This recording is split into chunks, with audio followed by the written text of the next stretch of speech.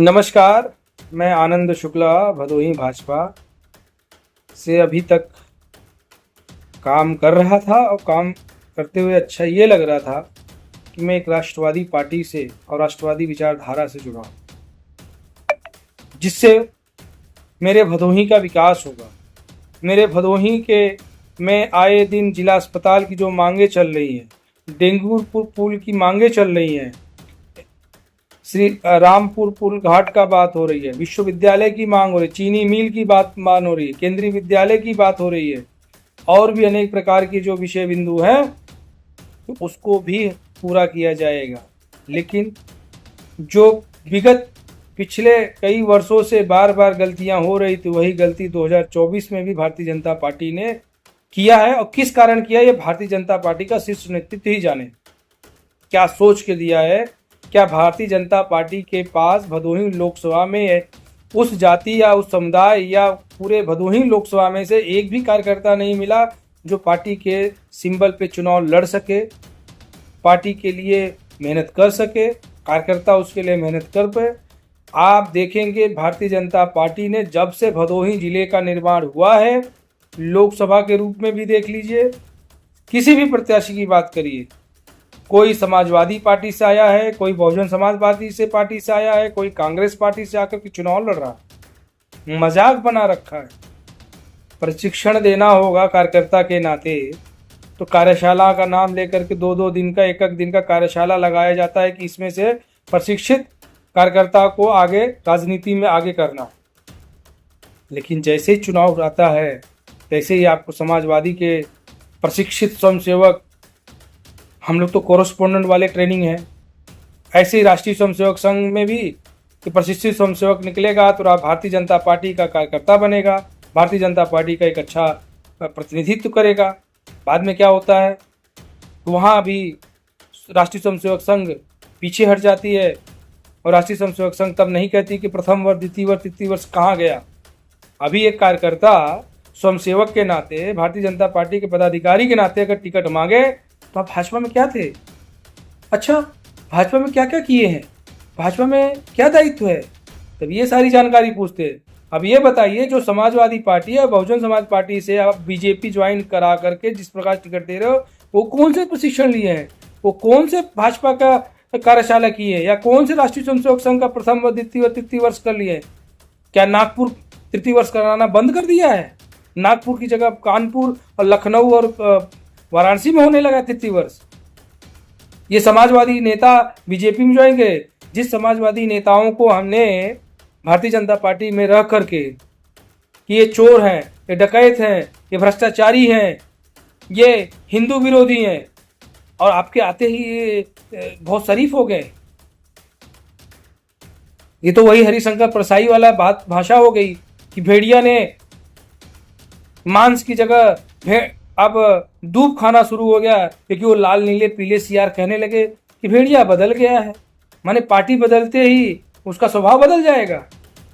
आप ही बताइए, भदोही जिले में जितने भी आए हैं इस समय प्रेजेंट में विधायक हैं, बताइए कहाँ के हैं? चंदौली से तड़ी पार व्यक्ति भदोही में 2015 में बीजेपी ज्वाइन करता है, 2 बार से विधायक है, वो भाजपा बताएगा। जो विजय मिश्रा की गुलामी करता रहा हो और विजय मिश्रा के लिए मेहनत करता रहा हो, वो लखनऊ में दलाली करता हो, वो आकर के भदोही का विकास करेगा? वो विधायक बन करके दारू पी करके, जिसका सर्वनाम संज्ञा है कि दारू पी करके बात करता है, दारू पी के चलता है, ऐसे लोग भदोही का विकास करेंगे? एक और महापुरुष है, स्वामी प्रसाद मौर्य के साथ बीजेपी ज्वाइन किए थे, 17 जीते 22 हारे। बाद में जिसके व्यक्ति निकले, लोकसभा मांगते मांगते चले गए, विनोद बिंद के गोदी में बैठ गए, भदोही के थे ना। दलाली करने की एक पदा बना लिए, भदोही को डुबोने के लिए, भदोही के युवाओं, भदोही के रोजगार, भदोही के विकास, भदोही के अस्पताल को हाशिए पर रख रहे हैं। इसका मतलब है तो जो 18 करोड़ की घोटाला हुआ था अस्पताल में, आज भी कहीं न कहीं आप सब लिप्त हैं, जिसके कारण से बचने के लिए मेहनत कर रहे हो, जिसके कारण से बचने के लिए ये सारे चिंदी चोरियां इकट्ठे हो रहे हो। इसलिए भदोही के ये 25 लाख लोकसभा क्षेत्रवासी की पीठ में जो छुरा भोगने का काम किया है, अब यह असहनीय है और अब इसका बर्दाश्त से बाहर हो गया है। और इसके साथ पिछली बार कांग्रेस पार्टी भी लाई थी, आजमगढ़ से लाके व्यक्ति को बैठाया था चुनाव लड़ाने के लिए। इस बार बीजेपी लाई है और बार बार लाई है। और इस बार जो ये गठबंधन की जो इंडिया गठबंधन से भी बाहरी प्रत्याशी आए हैं ना कि मैं ब्राह्मण चेहरा हूँ, मुझे ये भी नहीं चाहिए। भदोही का ही बालक, भदोही का ही बेटा आपके बीच में बस आने वाला है और वही चुनाव लड़ेगा। और उसी के जिताने के लिए सभी भदोही वासियों से विनम्र आग्रह है, अगर सचमुच भदोही का विकास चाह रहे हो, सचमुच भदोही का उत्थान चाह रहे हो, सचमुच भदोही के युवाओं के भविष्य का संवारना चाह रहे हो, तो आप सबको एकत्र होकर के भदोही के बालक को जिताना में सहयोग करना है। बहुत हो गया बाहरी वाला। हो सकता है इस उद्देश्य में कुछ राजनीतिक, कुछ व्यक्ति विशेष कानून का हथकंडा अपनाएंगे, अपना करके ये कोशिश करेंगे इसको परेशान किया जाए, इसको डिस्टर्ब किया जाए, इसको बर्बाद किया जाए। लेकिन डरना नहीं है, लग करके काम करना है। हम विरोध नहीं कर रहे हैं, हम बस विरोध ये कर रहे हैं, जब भदोही का व्यक्ति प्रत्याशी नहीं बन सकता तो भदोही के बाहर आज से आने वाले भदोही में आयातित लोगों को हम सांसद नहीं बनाएंगे। बनेगा तो भदोही का बालक बनेगा, चाहे निर्दलीय ही बने, और बनाऊंगे। अब ये देखे, लगभग 3 दशक हो गए मुझे देखते देखते, 3 दशक यानी 30 वर्ष। 30 वर्षों से जिस प्रकार से भदोही लोकसभा का प्रत्याशी भारतीय जनता पार्टी का तय किया जा रहा है, इससे यह पता चल रहा है कि भारतीय जनता पार्टी के पास भदोही लोकसभा क्षेत्र में एक भी कार्यकर्ता नहीं है जो भारतीय जनता पार्टी का प्रत्याशी बन करके भदोही के चुनाव में भाग ले सके, भदोही के विकास में अपनी महत्वपूर्ण भूमिका निभा सके। ऐसी पार्टी सिर्फ राष्ट्रवाद, भदोही के भारतीय जनता पार्टी को चूड़ी पहना दिया गया है। भारतीय जनता पार्टी के कार्यकर्ताओं को नपुंसक समझ लिया गया है। ऐसे अगर नपुंसक अपने को नहीं समझ रहे हैं, अपनी गरिमा को, अपनी आत्मसात को और अपने स्वाभिमान को अगर भदोही जिला सचमुच रखती है, भदोही जिले के किसी न किसी कार्यकर्ता के चुनाव में भदोही के कार्यकर्ता को, भदोही के बालक को, भदोही के बेटे को जिताने में आ गया है। इस प्रकार से इतनी बार झेलना है। आज तक जितने जनप्रतिनिधि बने हैं, एक भी जिला अस्पताल की बात कही, एक ने भी टोल प्लाजा, जो भदोही और आहड़िया के बीच में 2-2 टोल प्लाजा है, केंद्र सरकार रेल और परिवहन विभाग ने बार बार कहा कि 60 किलोमीटर बाद होना चाहिए। इस 30 किलोमीटर के रेंज में इतने बड़े टोल प्लाजा 2 की आवश्यकता क्या है? एक 200 से ऊपर रसीद कटता है, एक 180 रुपये कटता है। जिले में भी अस्पताल सही से नहीं है, जिले में केंद्रीय विद्यालय नहीं है, जिले का चीनी मिल बंद है, जिले का कालीन उद्योग जो गांव-गांव में गरीबों के लिए रोजगार था, दोपहर के समय भोजन के बाद वह रोजगार करते थे बैठ करके कालीन उद्योग का, वो आज कालीन गांव-गांव से खत्म कर दी गई है। कौन सी विकास की बात हो रही है? ये बाहरी नेता हर पार्टियां ला करके पटक दे रही है। कभी बीजेपी ला रही है, कभी सपा ला रही है, कभी बसपा ला रही है, कभी कांग्रेस ला रही है, अब एक टीएमसी भी आ गई है। क्या भदोही के नेताओं में दम नहीं है?